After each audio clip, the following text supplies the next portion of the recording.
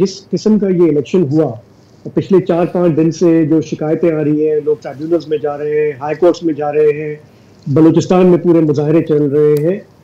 आपको क्या लगता है कि हमारे यहाँ अभी एक लगता है कि तकरीबन एक रविश सी बन गई है कि जो लोग इस किस्म के इलेक्शन कराते हैं, जिसमें इतनी इंजीनियरिंग होती है, सब कुछ होती है, फिर उन्हें ये पता होता है कि ये पॉलिटिकल पार्टी जो है, ये इसको एक्सेप्ट कर लेंगी। ये सब पार्लियामेंट में भी आ जाएँगे, पावर शेयरिंग भी हो जाएगी। तो इस दफ़ा भी जितना ये टेंटेड इलेक्शन हमने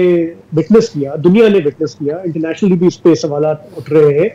लेकिन अब जिस तरह की गवर्नमेंट फॉर्मेशन हो गई और हमें आज जो सारी जो प्रेस कॉन्फ्रेंस हमने देखी है, उसके बाद आपको लगता है कि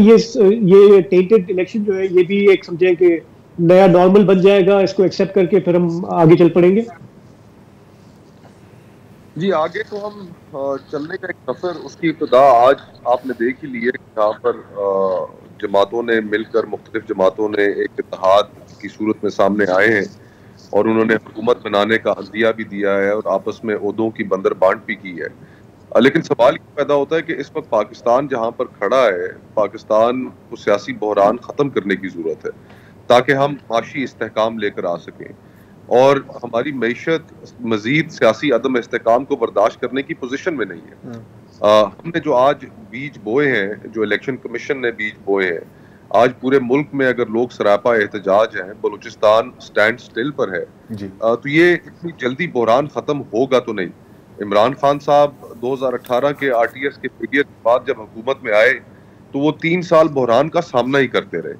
तो जो हुकूमत होगी उसको बहरान का सामना करना पड़ेगा, वो मईशत के ऊपर तवज्जो नहीं दे पाएगी, अपने सर्वाइवल के चक्कर में लगी रहेगी। और फिर जिस हुकूमत के पास इखलाकी अथॉरिटी ना हो, जिसके खिलाफ इतना बड़ा वाज़ेह फैसला दिया गया हो, लोगों के पास सबूत मौजूद हो फॉर्म 45 की सूरत में, चाहे वो अपर पंजाब हो, चाहे कराची हो, चाहे लाहौर हो, जहाँ पर इतने बड़े सवालात इलेक्शन पे खड़े हों, वहाँ पे इखलाकी अथॉरिटी भी नहीं होगी। तो बगैर मॉरल अथॉरिटी के जो रेडिकल रिफॉर्म्स पाकिस्तान को चाहिए, जिनकी अशद ज़रूरत है, वो हुकूमत वो करने की भी पोजीशन में नहीं होगी और फिर उन्हें माना भी नहीं जाएगा। तो हुकूमत अल्टीमेटली जिन जमातों के लोग रातों रात जिताए गए हैं, उनके पास वो फ्रीडम भी नहीं होगी काम करने की और